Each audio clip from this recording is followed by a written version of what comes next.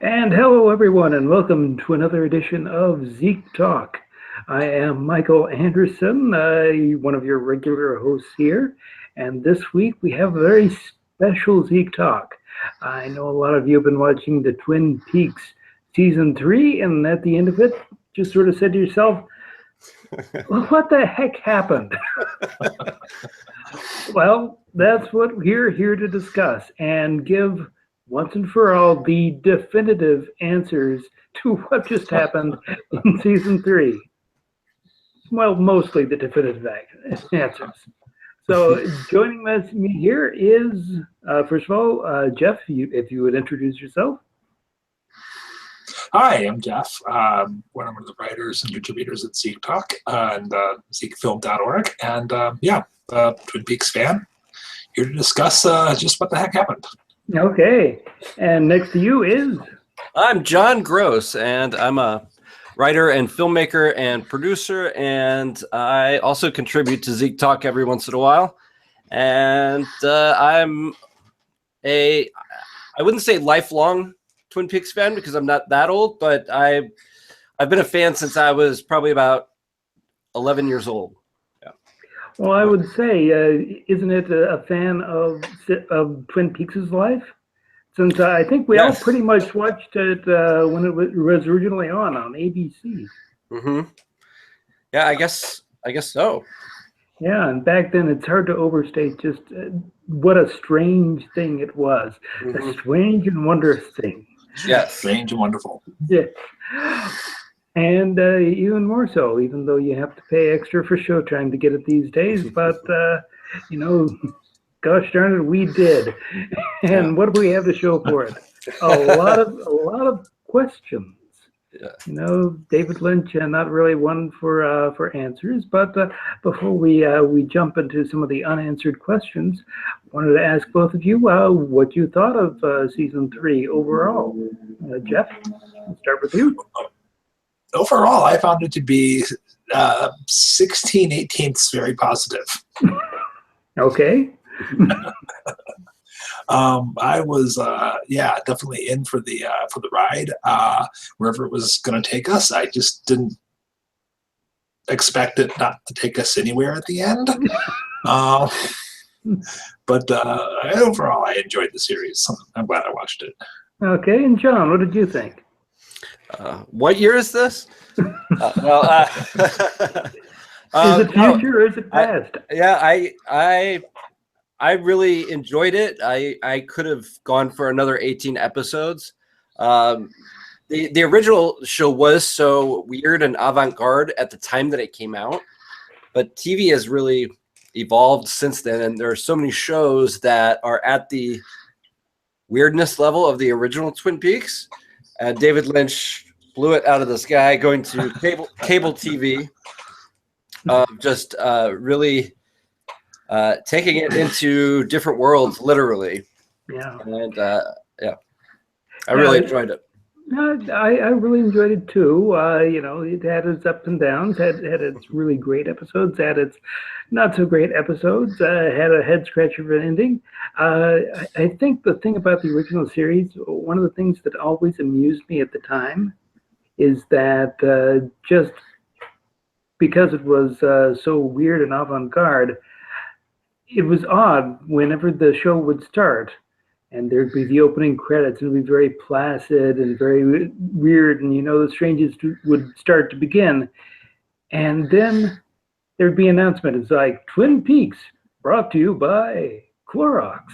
Because it was still at a time where the announcer would come on and say, like, what the main sponsor was. And it was like, whatever brand. Okay, you've just been, sort of, marked for life. Yeah, they didn't put the commercials in the DVD box sets or anything like that, the sponsors. But I remember there was a great little thing that they did right before the beginning of season 2. It was a little show that they put together that was supposed to catch everybody up to speed. I remember this, yes. Yes, and it was even more confusing than the show itself, I think. Yeah, I just remember the bit at the end where they had the interview with Mark Frost and David Lynch, and they asked them, "Do you actually think this out ahead of time, or just make it up as you go along?" And Mark Frost was like, "We think it out," and David Lynch was like, "We just make it up." Which gives you an idea of how we got the last episode of this past season, you know? Right. Yes, Jeff made the joke that obviously that week David Lynch was like, don't worry, Mark, you can take the week off. I got it from here. That's right. Mark Frost takes a weekend off, goes visit the family, comes back and sees what David Lynch did. What? I took a weekend off. Well, I was actually surprised at how many tie-ins to Fire Walk with Me there were in the series, especially in the first few episodes, because I was almost expecting some of that stuff to just be totally contained in the Fire Walk with Me sphere, and we would get a whole new weirdness in the cable show. But they surprisingly lucidly tied together, or did it? My understanding was, and I haven't seen the what is the missing pieces, the collected cut scenes, lead scenes from the Fire Walk with Me video set. But my understanding is that those are, I guess, canon. And, you know, not necessarily required viewing, but would be illuminating viewing for those people who have seen them. I haven't.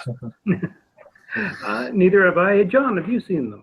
I have seen them. I watched them probably about 2 years ago when the Gold Box set came out on Blu-ray. And, so, you know, it's almost an hour's worth of footage from what I recall. Yeah, it's a lot. It's almost a whole separate movie. Yeah, and you know, there's little gems in there, and then there's also a lot of, you know, nothing in there. I wonder if he would ever put the missing pieces back, but probably not. Well, they wouldn't be missing, would they? They'd just be the pieces. That's true. It's got a lot of pieces in there. Yeah. But he doesn't like to go back and re-edit his old stuff. I mean, he was offered to do that with Dune, to go back and fix that, and he just didn't want to have anything to do with it. Oh, that's right. The writer's cut of Dune is credited as directed by Alan Smithy. That's right. Yeah. Which is actually, oddly enough, the first time I saw the Dune movie. And I had no idea who Alan Smithy was, but I was like, I figured if I'm going to watch Dune, I'm going to watch the 4-hour version, the miniseries version on TV, not knowing that it was just a bastardized version of the David Lynch. So a lot of unanswered questions. That's right. We're going to have to figure out here. We'll start off with the first one. What year is this? It's 2017. Okay. First definitive answer. Right. It's just that Cooper / Dougie / Richard, whoever he was at the end, was basically stuck out of time. He went back in time to save Laura, and I guess he maybe didn't realize that he was 25 years into the future at that point when he got her from the. That's 2017. Okay. Do you agree, John? I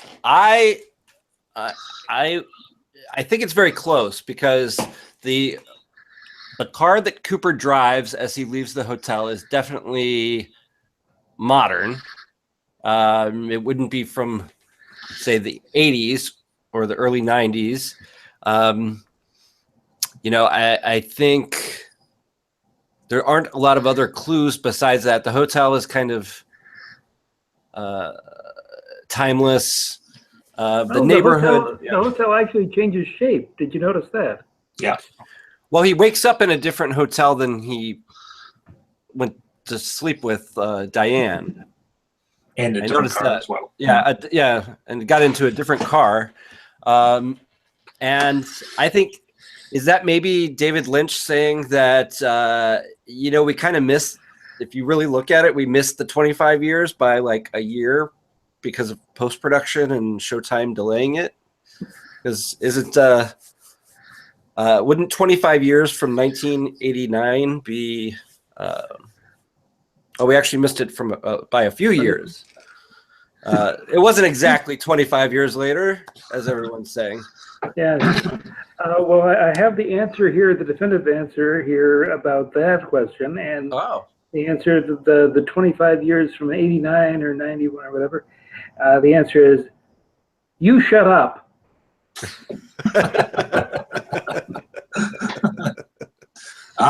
I think that's a definitive answer to all of our questions. That's right.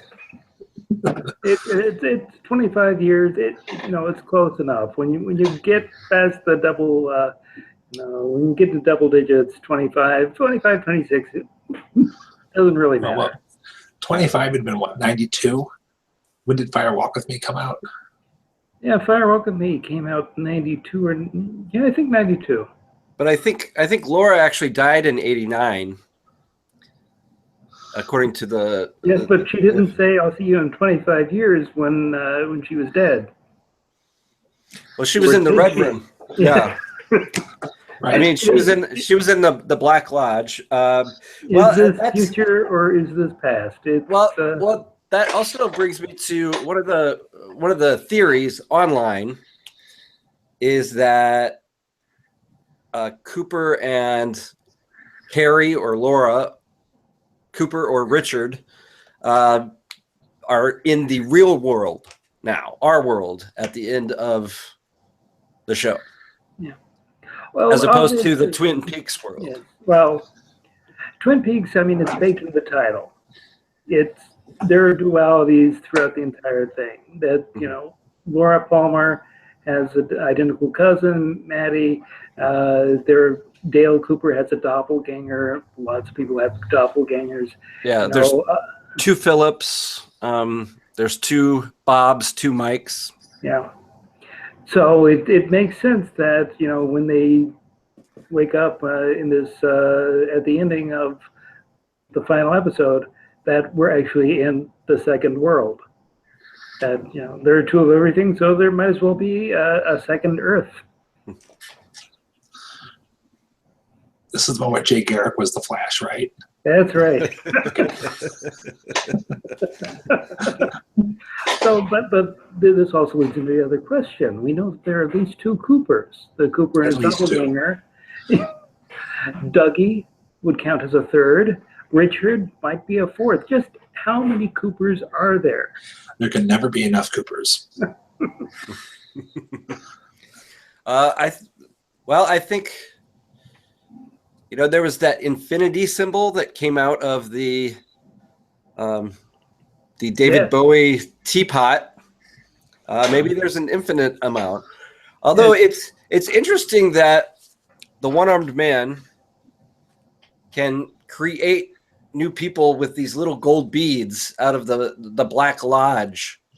And it makes you wonder how commonplace is that practice? Yeah, that's very odd. Yes, it could be more commonplace than we were led to believe. Mike, are you actually just a gold bead created persona? I've been called worse. So. Well, is it just Mike who can make those, or can anybody? I mean, did Bob Cooper make Dougie? In order to fill. I mean, so apparently anyone from the Black Lodge, any spirit being from the Black Lodge, could make these doppelgangers. Yeah, well, if you have little seed things. Yeah. Right, you need the seed. You need the seed, which comes from someplace. Maybe it comes from the arm. The arm. The evolution of the arm. Yeah.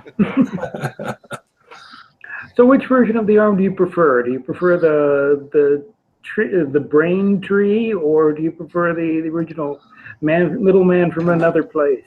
I prefer the little man from another place, but I understand why in our real life he and David Lynch don't get see eye to eye anymore. No. Yeah. No, ass. But so the question about Richard and Linda.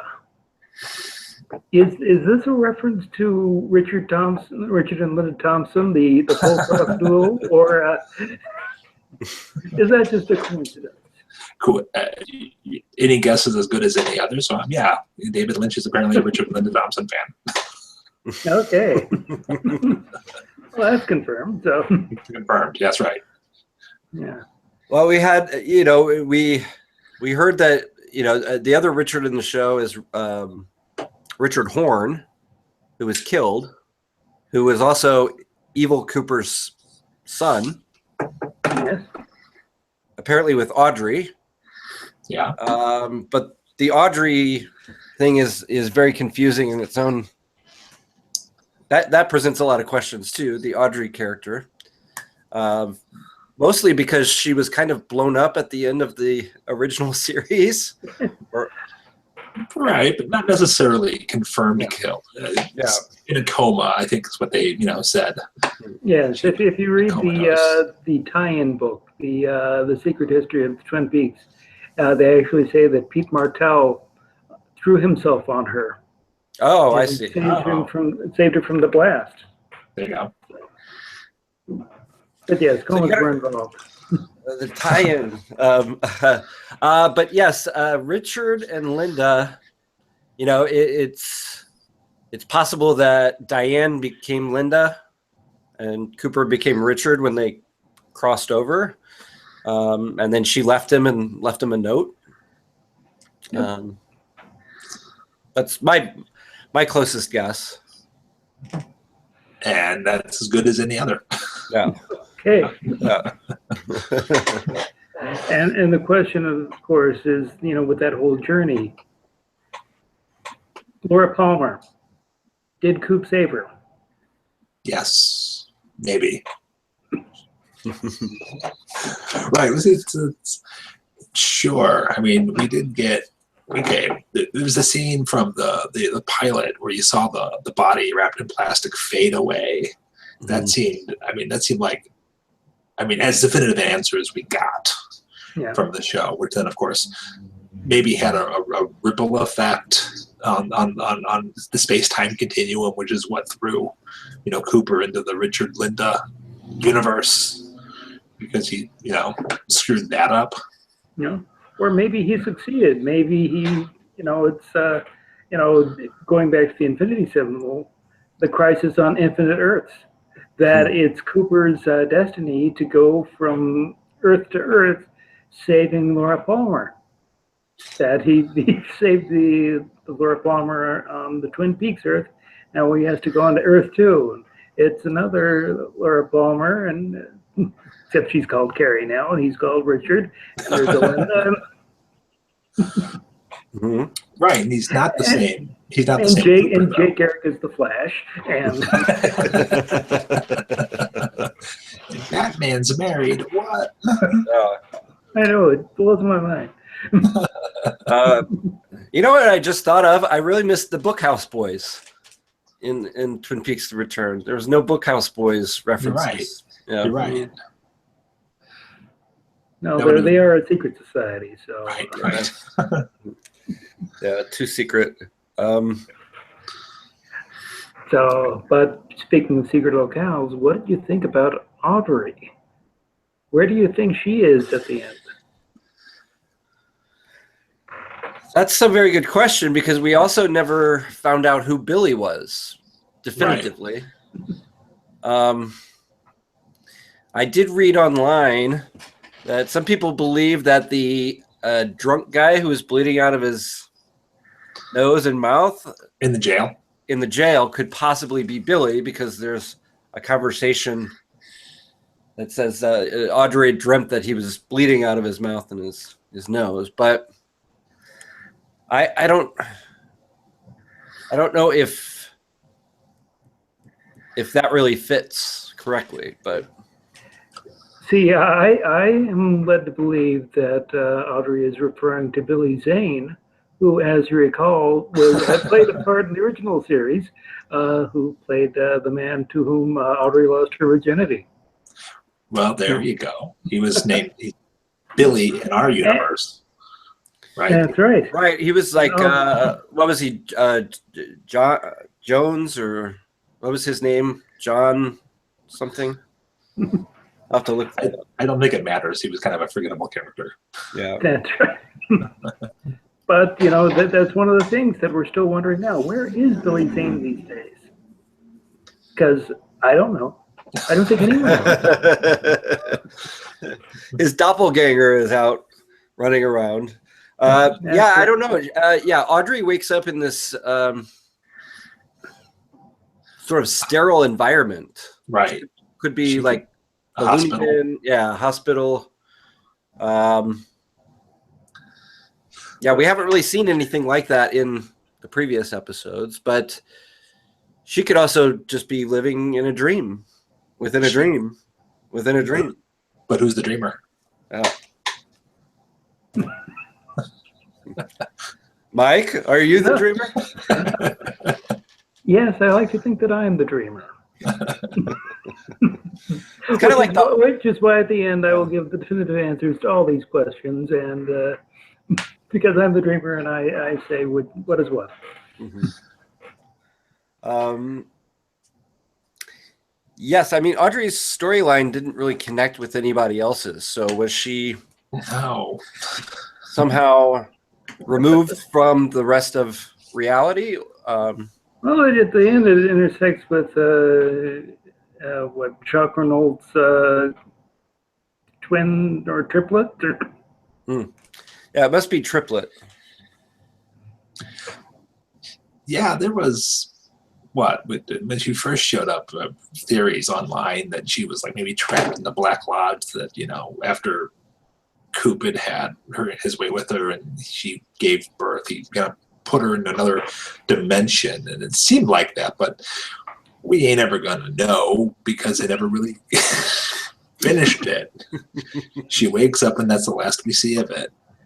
Well, life's like a movie. You make your own ending.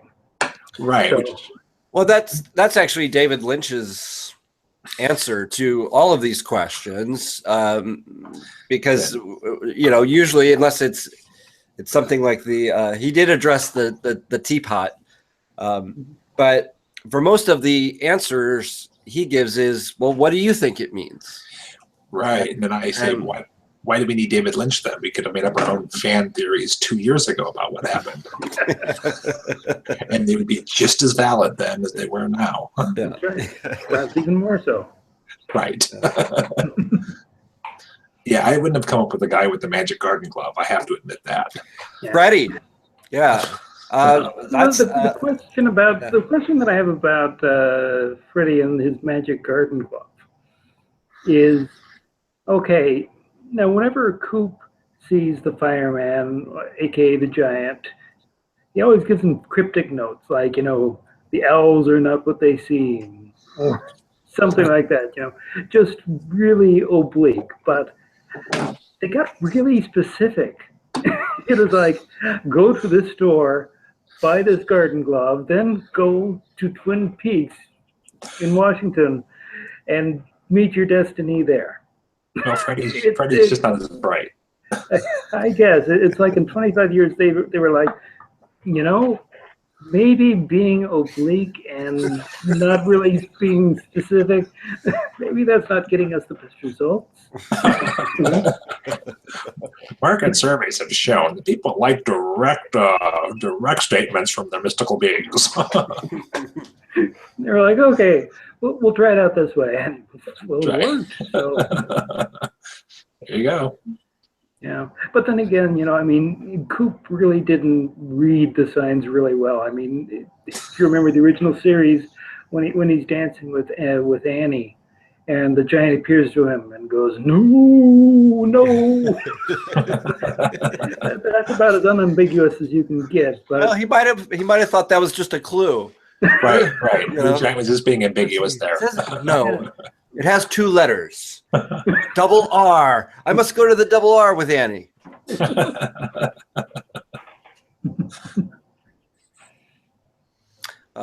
Yes. I think that Freddy and the Magic Garden Glove. It's like that's the is that the only way to defeat Bob without having the little guys come out of the Black Lodge and resuscitate him? Is it the Garden Glove is the only thing that will stop Bob? Apparently so. Yeah.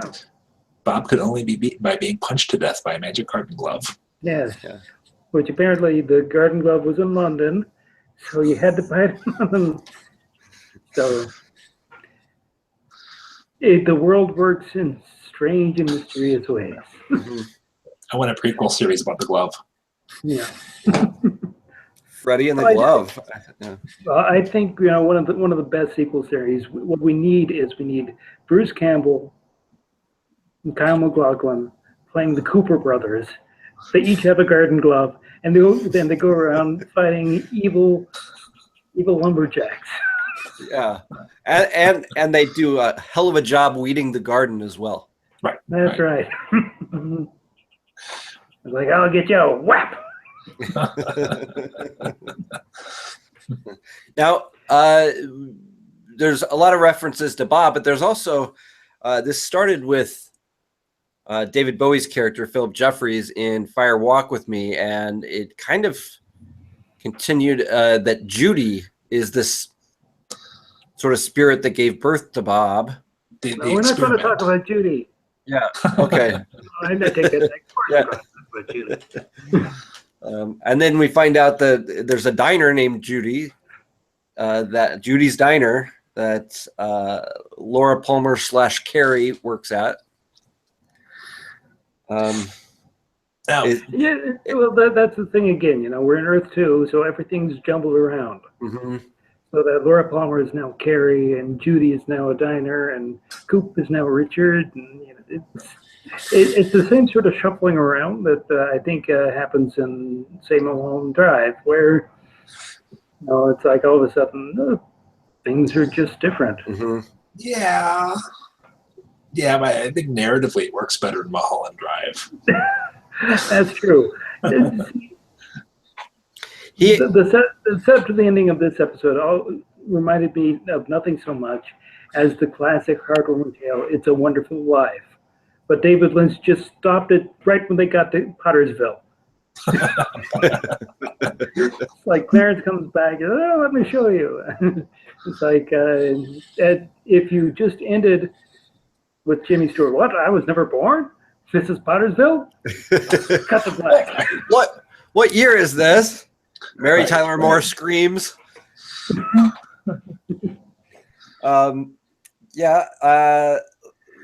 He also experimented a little bit with that in Lost Highway. Yeah. Switching up and having the doppelgangers. The guy becomes a different guy in the jail cell. Mm-hmm.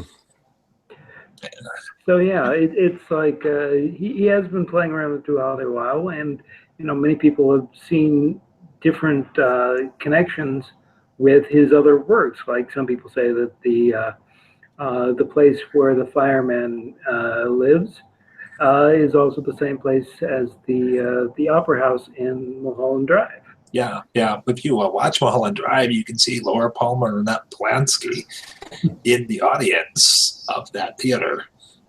They're like, they're there. It's kind of an Easter egg. Mm-hmm. So, and given the creature who lives behind the diner in Mulholland Drive's connection to the woodsman, right? And I think if they say that Mulholland Drive is probably in the Twin Peaks universe somewhere. Definitely, and I think, didn't he also say Lost Highway was in the same universe as Mulholland Drive?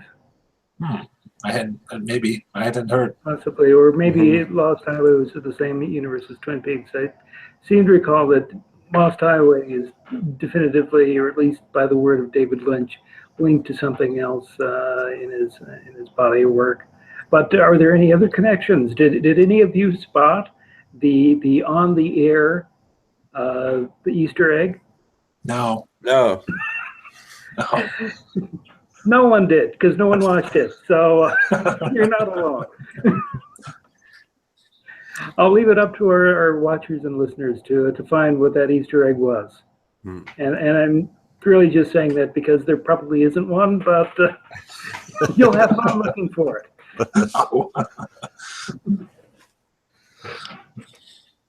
It would have been great to have someone on the little riding lawnmower to connect it to the straight story. Yeah, or having some spies for an elephant man, or where's your at? Really. Just at the end, the big musical number, when they get to the roadhouse, it's like, and now the lady in the radiator. It might as well have. That's right. Only if Cooper could have ridden to the rescue in a giant sandworm. Oh, that would have been fantastic. But he has to stop and pick up an ear off the ground first. Yes. So here's a question. Do you think that Harry Dean Stanton's character in Twin Peaks: The Return is the same character he played in Fire Walk with Me? I believe so, yeah. Why wouldn't it have been? Because it's Twin Peaks. Oh, good point. I don't know. He's seen a lot. Yeah. But I think also in the Secret History, it's mentioned that it is the same character. And as a matter of fact, he and the Log Lady were both abducted at the same time. Ah. So that's how they both have their mystical powers. So I haven't actually read the Secret History, but I have read up on it, and I do plan on reading the final dossier when it comes out. See if that gives any answers. Probably not, but I think we're more likely to get them from Mark Frost. Maybe. Right. Okay, here's the question that I know has divided Twin Peaks fandom straight down the middle, and all the flame wars. But who is cooler, James Hurley or Wally Brando? Oh, there's no question. There's absolutely no question. There's definitely a definitive answer to that. And I'm sure John would love to give it. You know what? I think James Hurley was the original Brando. And even though we were told early on that he had some sort of brain injury at some point after the show happened, that's James Hurley is always the coolest. He's always been cool. Yeah. I think you're both wrong. I think Wally Brando just snakes him. Now, he was. Do you think? Now, what wasn't Wally the name of the bird from the first season? Waldo. Yeah. Okay. Yeah. I wonder if somehow Lucy decided that we should name our son after the bird. Maybe, but I say if we can't get the Bruce Campbell, Kyle MacLachlan beating up hobos with garden gloves spinoff that we so desperately need, my second idea for a Twin Peaks spinoff: Wally Brando on the road. You could do this as a web series or something where it's Wally Brando solves the mysteries of the Twin Peaks universe. And every episode, he goes around on his motorcycle, and with him he has the talking knob, which is actually the ghost of Josie Packard. So he has that, and he goes around and he solves all the mysteries. Start off with, what year is it? He finds a calendar. It's 2014. Definitively. Yeah. That works only if the antagonist can always be Little Nicky from the first series. That's right. Yeah. And of course, wherever he goes, he's always the coolest guy there. Right. You just have to build it up. It's Wally Brando. He's the coolest guy. Except when James Hurley is in the room. Of course. Yeah. Okay. Let's see. Little Nicky. There. What are some of the other characters from the series or the Fire Walk with Me that we would have liked to have seen? I mean, number one, of course, we never found out how's Annie. That's true. Yeah. How is Annie? I think she's doing well. I think she's fine. She's like, I got out of Twin Peaks. Yeah. She went back to the nunnery. Wasn't she a nun? She was, yeah. She was a nun for a while, yes. Let's see. We had Richard Tremaine. Yes, another Richard. Yeah. Let's see. We know why Jack Nance wasn't in there, but also Mike. Now you've revealed that his character was probably killed when the bomb exploded at the bank. Yeah. Did we ever figure out who planted that bomb? I don't remember. The same guy that developed the virus to cause everyone's hands to suddenly shake. Okay, that guy. Let's see. Well, I guess Wyndham Earl. He would have been in the lodge, I guess. Yeah. Although, was he destroyed once he got into the Black Lodge? Potentially. I don't know. That doesn't mean he Potentially, couldn't right? come back. Yeah. Chris Isaac's character. Oh yeah. Definitely need Chris Isaacs, Kiefer Sutherland duo back. Kiefer Sutherland. Yeah. But yeah, that brings me back to the Wally Brando spinoff. Yeah. Because we start off with the fireman, and by now they've realized we start off fireman looking at everything that's gone down, and he turns to his female companion and is like, I thought it would work this time. Really, I did. It's time for plan B. And so they get Wally Brando, and of course, by now they know they need to give specific instructions. They actually write them down this time. Yes, Right. every episode they give very specific instructions. You need to do this. Now, Wally Brando, he'll do them.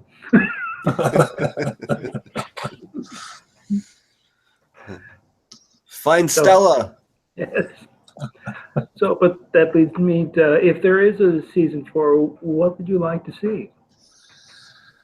Well, what happens to Audrey, I guess, would be the biggest question of season 4, assuming that's even still a thing given the new universe that Richard and found himself in. Richard and Carrie have found themselves in. Well, I think really, at some point they need to get back to Earth 1. You don't have the crisis. Yeah, you don't have the crisis on 2 Earths, and you just end up on Earth 2. Is Sheriff Truman ever going to get better? Oh, I hope so. So, see, I think now would be the time you can really get away with doing like Twin Peaks fan films, because whatever character you can't get, you just say it's their brother, Right. and you just have the scene where they talk on their phone. Are you doing okay? Are you getting better? Oh. Perfect casting. You can recast anyone that way. That's right. Let's see. Season 4. We have no information on who actually won Miss Twin Peaks this year. So, that could be followed up. Oh, definitely, yes. What was it? What was that charity? They were those tree squirrels. What was it? The little animals they wanted to save in season 2. Oh, yeah, I don't remember. Like I forgot, or but something like yeah, that. yeah. Yeah, they're all dead now. That's why Ben Horn really got into that. Yeah. Yeah. They all got sucked up into a swirly mess. Right.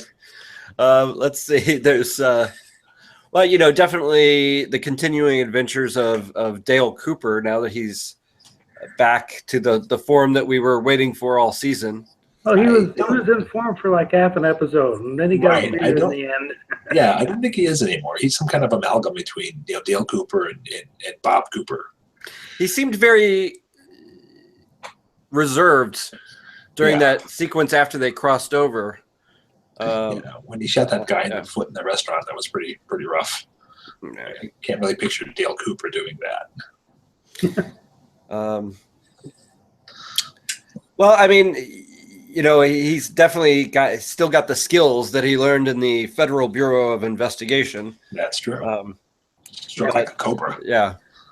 You know, he's a hell of an arm wrestler too. Well, that's how he's going to make his money in the new universe. Yeah. Got to go on the pro arm wrestling circuit. Well, here's an unanswered question that we have. So if Cooper saved Laura Palmer in the Earth 1, we'll call it, or the Twin Peaks universe, does Lucy still have a craving for chocolate bunnies? I think that's a constant across universes. Yes. I think it's just that in the universe where Laura Palmer was saved, Lucy had to go and buy her own chocolate bunnies. That's true. In that universe, does the fish still end up in the coffee kettle? Of course.